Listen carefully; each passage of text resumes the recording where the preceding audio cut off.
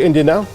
All right, let's go to our correspondent in India. The Isro's moon mission, Chandrayaan 2, will be launched today at 2:45 p.m. India time. This after the July 15th takeoff was aborted last minute because of technical difficulties.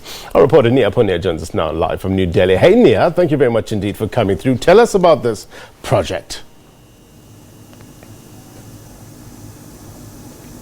We're talking of Chandrayaan 2, which in Hindi means moon vehicle, and this is the second time that India's space agency Isro is trying to send a moon vehicle to India's neighbor. And the idea here is twofold, Blaine. One, to land on the moon's surface, a feat that only 3 other countries have achieved in the past. That's the United States, China and Russia. And more importantly, to land on the lunar South Pole. This is an area that's completely unexplored. So India hoping to make a very important footnote in space history through this project.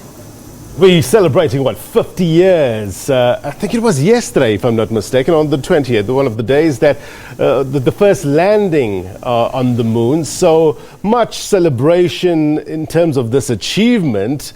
5 decades later, how's it being received in India?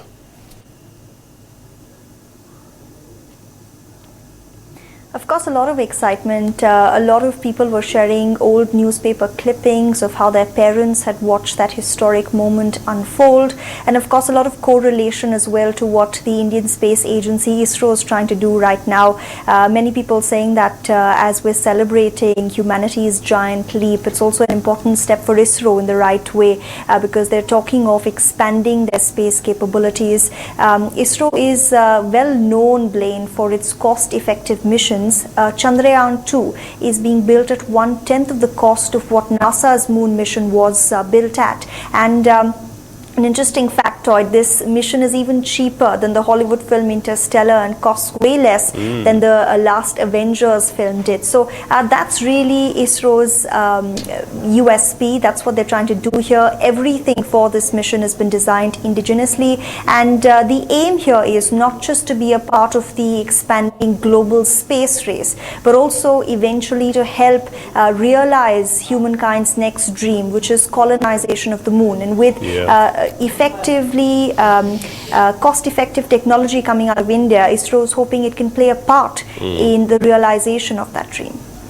Just tell us about, in July 15th, there was this aborted takeoff due to technical issues.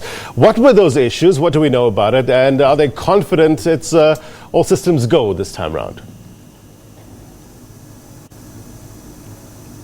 So what happened the last week when ISRO was attempting that takeoff, about 56 minutes to the takeoff window is when a technical snag was reported. ISRO abandoned the entire operation entirely, saying that this was done keeping in mind that caution was the need of the hour.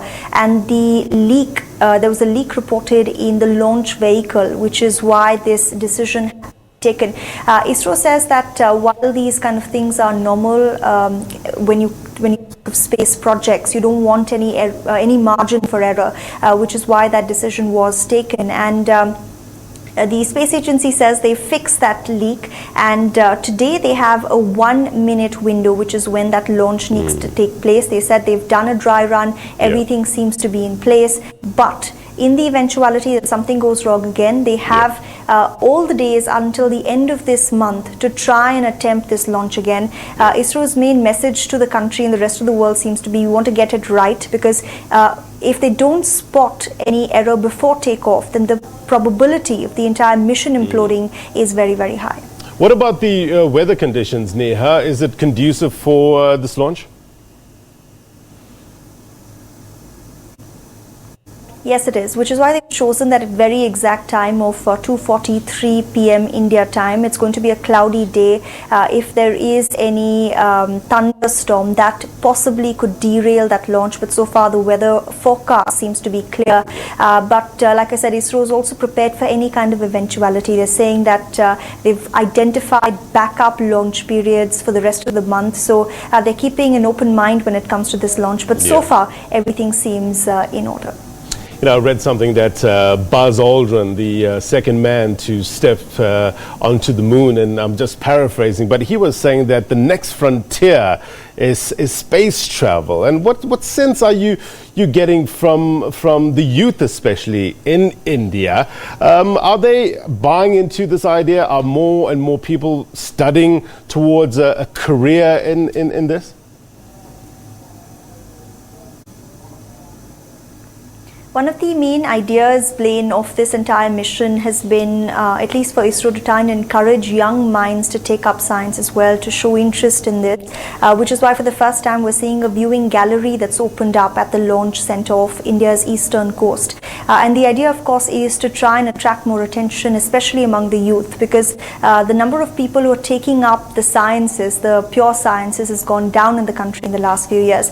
But yes, there's definitely a lot of interest when it comes to space travel. Everyone's been talking of the kind of missions that Elon Musk and other entrepreneurs in the West have been speaking of. So there is curiosity. How does India fit into this? That's the big question. A lot of it is, of course, very expensive. If you're even wanting to sign up for something like this, the cost factor is massive, which is where, like I said, ISRO could be a very important player. Could it bring down these average costs with the kind of technology it has access to? And perhaps then you might see a little more interest than you currently have in the country. Yeah, Richard Branson was the other businessman that, brought onto this idea of taking people to space. I guess it is the next frontier. Thank you very much, Neha, for your reporting. Appreciate it. No doubt you'll come back to us and let us know if all went well. Thank you. Neha Poonia is our correspondent in New Delhi, talking about the ISRO moon mission, Chandrayaan 2, it's what it's called, and it's launching today. I have it here at 2:45. I think Neha said 2:43. So it's that narrow window that they have in terms of the ideal conditions for this launch. So we'll get more from Neha in a short while. Okay.